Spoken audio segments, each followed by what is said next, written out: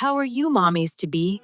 If you're watching this video, you're probably somewhere around the 9th week of your pregnancy. And whether this is your very first pregnancy or your 5th, I'm sure you've got plenty of questions. So in this video, I'm going to walk you through everything you need to know about where you are right now. We'll talk about your baby's development, the changes happening in your body, what you might be feeling, what to expect at your next doctor's appointment, and a few tips to help you feel more comfortable. Basically, everything you should be thinking about at this stage. So stick around, because you definitely don't want to miss this. At 9 weeks, you can officially check off month 2 on your calendar. You're now in month 3 of your pregnancy. You're still in your first trimester, with about 31 weeks left to go. Now, let's talk about your little one. Your baby is starting to look more and more like a tiny human. Facial features are becoming more defined, and the ears are beginning to form. A few weeks ago, I mentioned that the spinal cord had a little tail, but by now, that tail has completely disappeared. Muscles are starting to develop too, though it'll still be another month or two before you feel any of those little kicks. At this point, your baby is about an inch long, roughly the size of an olive. The head is beginning to straighten out, and those adorable little fingers and toes are starting to form. On ultrasound, the gestational sac, that's the fluid-filled space your baby is growing in, is getting larger as the amniotic fluid increases. The baby's growing too, and you can actually see and hear that tiny heartbeat on the ultrasound. However, it's usually still a bit too early to pick it up with a Doppler on your belly. It's still too early for maternity clothes, and you probably aren't showing much yet. But your regular clothes might be starting to feel a little snug. Totally no. Go ahead and loosen that belt a bit if you need to. Now let's talk about what's going on with you. Your uterus is about the size of a grapefruit right now, which explains why you might be feeling like you have to pee all the time. And yes, it can be really annoying. That constant urge to go is caused by the pregnancy hormone HCG, the same one that shows up on pregnancy tests. One of the things this hormone does is increase blood flow to your pelvic area, which is great for your developing baby, but not so great for your bladder. As your uterus grows, it puts more pressure on your bladder, leaving less room to hold urine. And later in pregnancy, once your baby starts moving more, you might even get an unexpected kick right to the bladder, sending you running to the bathroom. You might be tempted to drink less water, so you don't have to go as often, but I definitely don't recommend that. In fact, it's super important to stay hydrated. Just accept that bathroom breaks are part of the deal for now. Here's a little tip. When you pee, try leaning forward slightly. That position can help you empty your bladder more completely. After you're done, wait a moment. You might be able to go again and fully empty it, which can help cut down on those constant urges later. But even with all that, sometimes it just happens when you have to go. So don't hold it in. It doesn't do anyone any good to be doing the pee-pee dance while trying to make dinner. Before leaving the house or office, go ahead and use the bathroom, even if you don't really feel like you need to. Chances are, the minute you sit down somewhere, you'll have to go anyway.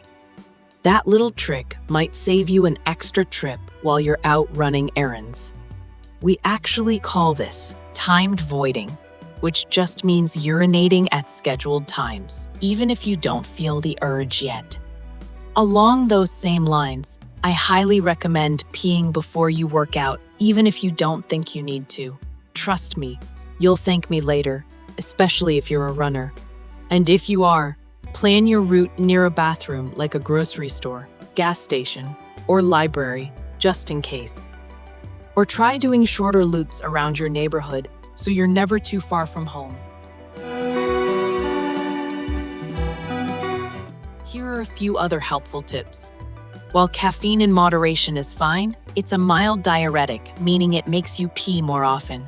Cutting back can really help. Also, try not to drink too much right before bed.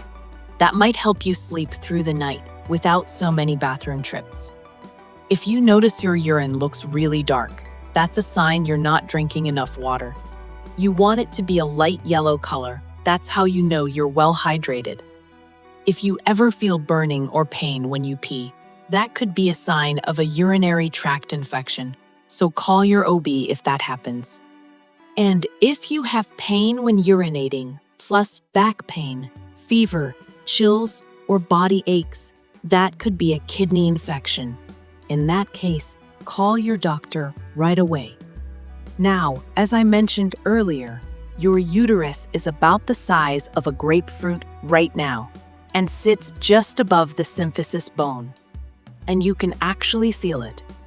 If you want to give this a try, lie down on your back with your knees bent and a pillow under them.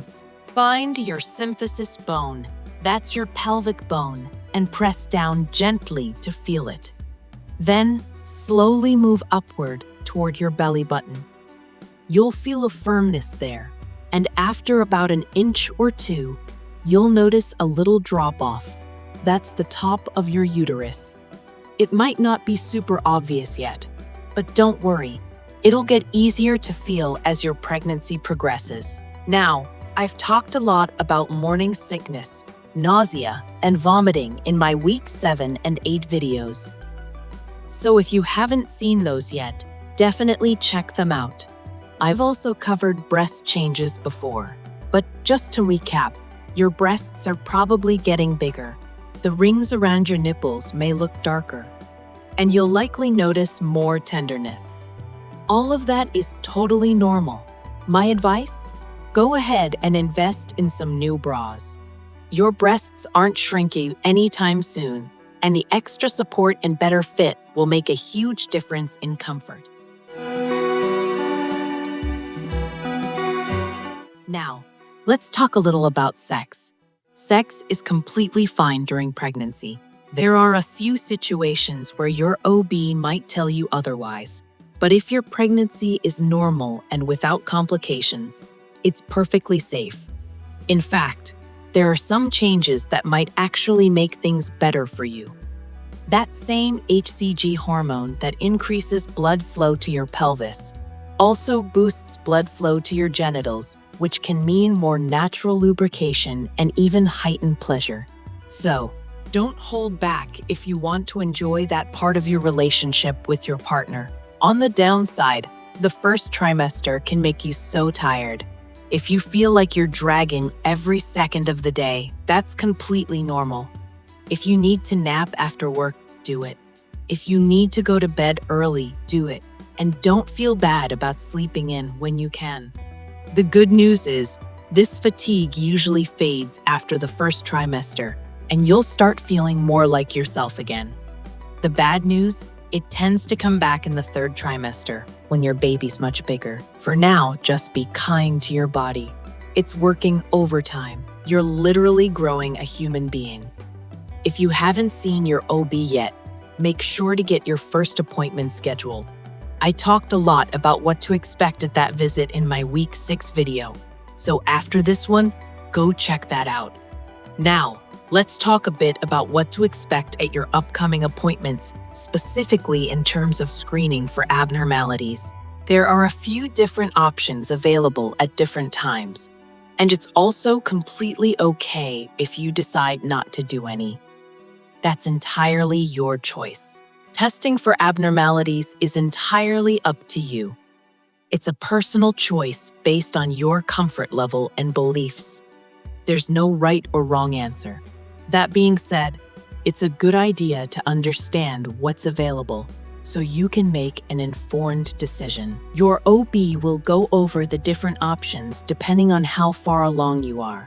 So don't rely solely on this video to decide. Ask questions and talk it through together. If you see your OB before 14 weeks, you'll probably be offered something called sequential screening.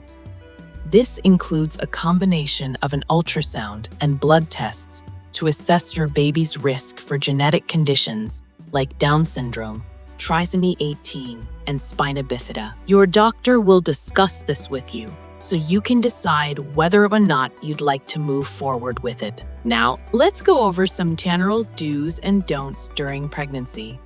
Your OB will talk about these too, but here's some good information to keep in mind. Eat a well-balanced diet with plenty of fruits and vegetables. Yes, you can and should eat fish or take fish oil supplements. Just avoid large fish that eat other fish, like shark, swordfish, and tuna steak. Don't eat unpasteurized dairy products, raw foods, or undercooked meats. If you have a cat, let someone else change the litter box. Cat litter can carry a parasite that causes toxoplasmosis, a rare infection that can be harmful to your baby. Exercise is encouraged. Avoid heavy weightlifting unless your OB clears it. Aerobic exercise is great. Just make sure you can still hold a conversation comfortably while doing it. You can travel by car or plane up until about 36 weeks. Be sure to get up and walk every hour to improve circulation and prevent blood clots. Avoid traveling to areas with a risk of Zika virus. As for sex, we already covered that it's totally fine unless your OB advises otherwise. Don't drink alcohol. No tobacco or drugs. If you're struggling with addiction, please talk to your doctor. There are resources and support available to help you. When it comes to over-the-counter medications, one of the most common questions I get is about pain relievers. You can safely take Tylenol, but avoid NSAIDs like ibuprofen, Motrin, and Naproxen, Aleve. If you injure your abdomen, for example, from a fall, call your OB. And if it's a serious injury, like one from a car accident, go straight to the ER. Always wear your seatbelt with the lap belt positioned low across your pelvis, not over your belly. And just a reminder, this video is for educational purposes only. It's not a substitute for medical advice. Always talk to your OB if you have any questions or concerns. If you want to hear more about how to help with morning sickness, check out my Week 8 video. I go in depth on that there. In Week 10, I'll be talking more about first trimester testing, so keep an eye out for that one coming up next. Click on that video, and I'll see you over there. Thank you for watching.